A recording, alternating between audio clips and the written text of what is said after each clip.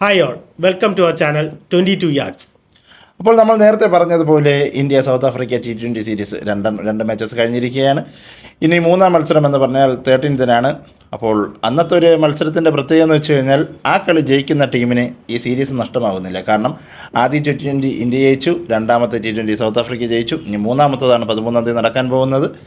അപ്പോൾ സെഞ്ചുറിയൻ പാർക്കിലാണ് കളി നടക്കാൻ പോകുന്നത്. ഇപ്പോൾ ഇതിൻ്റെ പ്രത്യേകത എന്തെന്ന് വെച്ച് കഴിഞ്ഞാൽ ഇന്ത്യൻ ടീമിൽ ചിലപ്പോൾ ചെറുതായിട്ട് മാറ്റങ്ങൾ വരാൻ ചാൻസസ് ഉണ്ട്. പ്രത്യേകിച്ച് അവരുടെ ഓപ്പണിംഗ് ബാറ്റ്സ്മാൻ അഭിഷേക് ശർമ്മ കഴിഞ്ഞ 7 മത്സരങ്ങളിൽ 70 റൺസ് മാത്രമാണ് നേടിയിരിക്കുന്നത്. ചിലപ്പോൾ ഒരു റീപ്ലേസ്മെൻറ്റ് അവിടെ നമ്മൾ പ്രതീക്ഷിക്കേണ്ടിയിരിക്കുന്നു.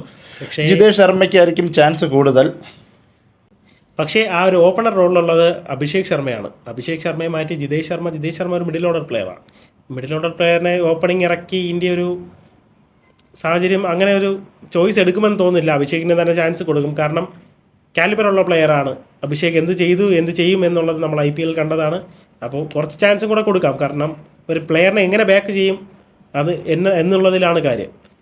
കാരണം രോഹിത് ശർമ്മയെ നമ്മൾ ബാക്ക് ചെയ്തു, അത് ഭാവിയിൽ എന്തായി എന്ന് നമ്മൾ കണ്ടറിഞ്ഞതാണ്. അതൊരു ചരിത്രമായത് തന്നെയാണ്. അപ്പോൾ അഭിഷേക് ശർമ്മയെ നമ്മൾ ബാക്ക് ചെയ്യണം. കാരണം ഒരു സ്ക്വാഡിലൊരു ചേഞ്ച് വരുമെന്ന് സാധ്യത ഭയങ്കര കുറവാണ്. കാരണം ഈ സെയിം സ്ക്വാഡ് വെച്ച് തന്നെ പോകാനാണ് സാധ്യത കൂടുതൽ. ഇപ്പോൾ അത് നോക്കേണ്ടതെന്ന് വെച്ച് കഴിഞ്ഞാൽ ഇപ്പോൾ ജിതേഷ് ശർമ്മയ്ക്ക് ഒരു ചാൻസ് അവർ കൊടുത്തുകൂടാ എന്നില്ലോ. കാരണം രോഹിത് ശർമ്മ ആദ്യം വന്നപ്പോഴും ഒരു മിഡിൽ ഓർഡർ ബാറ്റ്സ്മാൻ ആയിരുന്നു. അതിനുശേഷമാണ് ഓപ്പണിലേക്ക് ഒരു പ്രൊമോഷൻ ആ ഒരു രീതിക്ക് കിട്ടിയത്.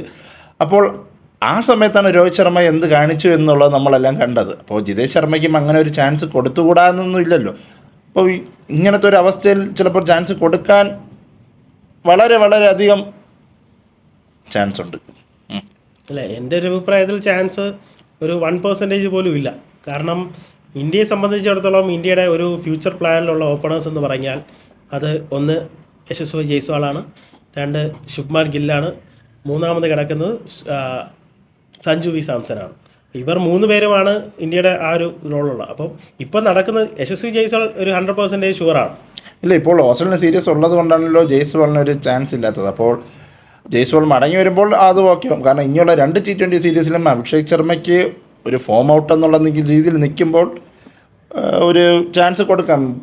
മീൻസ് ജിതേഷ് ശർമ്മയ്ക്ക് ഒരു ചാൻസ് കൊടുക്കാം എന്നുള്ളതാണ്. അത് എന്തായാലും അടുത്ത T20 കാണും. ചിലപ്പോൾ 4ാമത്തെ T20 ഒരു ചാൻസ് മാറി കൊടുത്തേക്കാം. അത് ചിലപ്പോൾ സഞ്ജുവിനെ മാറ്റിയേക്കാം, പറയാൻ പറ്റില്ല. കാരണം ജിതേഷ് ഒരു വിക്കറ്റ് കീപ്പർ പ്ലെയറാണ്. അപ്പോൾ ചിലപ്പോൾ സഞ്ജുവിനായിരിക്കും ഒരു റെസ്റ്റ് കൊടുക്കുക. അപ്പോൾ എന്തായാലും നമുക്ക് അടുത്തൊരു T20 മത്സരത്തോടുകൂടി ആ ഒരു സീരീസിൻ്റെ ഒരു എന്തായിരിക്കും അതിൻ്റെ റിസൾട്ട് എന്നുള്ളത് നമുക്കറിയാൻ പറ്റും. അപ്പോൾ 13ാം തീയതി നമുക്കത് കണ്ടറിയാം. സഞ്ജു തിരിച്ച് ഫോമിലേക്ക് വരുമോ എന്നത്. കാരണം ബാക്ക് ടു ബാക്ക് സെഞ്ചുറി അടിച്ച സഞ്ജു കഴിഞ്ഞ കളിയിൽ ഒരു ഡക്കിന് പുറത്തായി. അപ്പോൾ തിരിച്ച് വീണ്ടും ഒരു നല്ല സ്കോറിലെത്താൻ സഞ്ജുവിന് സാധിക്കുമോ ഇല്ലേ എന്നുള്ള കാര്യം നമുക്ക് 13ാം തീയതി തന്നെ അറിയാം.